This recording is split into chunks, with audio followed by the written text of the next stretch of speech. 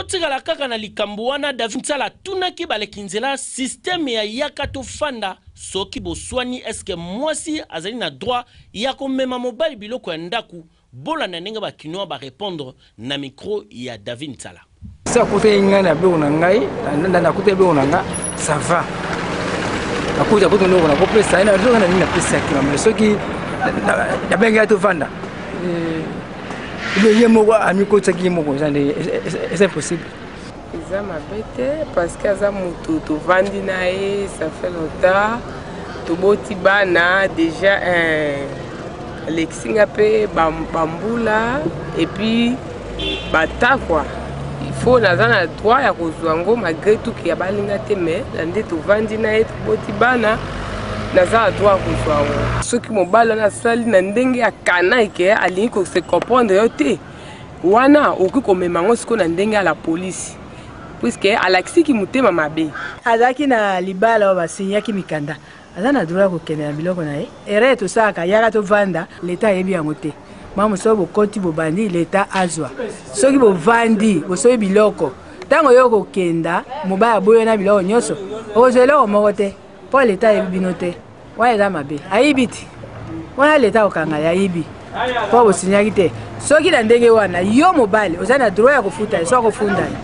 Po mikole olekisi batana ye. Okofuta ye. Akome mandengo te sanki ngana zala. Il faut ngana zala. Na permettre ezwa biloko.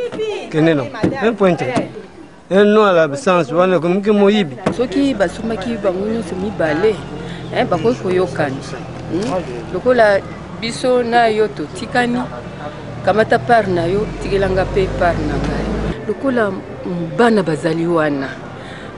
Siko amemi bana wana ou bien atikelika papa bana wana ou bien bana bakutikala na eloko te ya memika na kanda ke bana bango pe baboti pe basepeli kaka ndenge mwana ye na biloko wana basepeli pe bayambi yango bakotisi na ndako ngana kusala bongo na kofanda ngana ye c'était pas prévu que celui to kabani azwa biloko ndako donc oui azwa biloko ndako te parce que c'est union na ya yena yanga eza ils appellent ça l'égalité.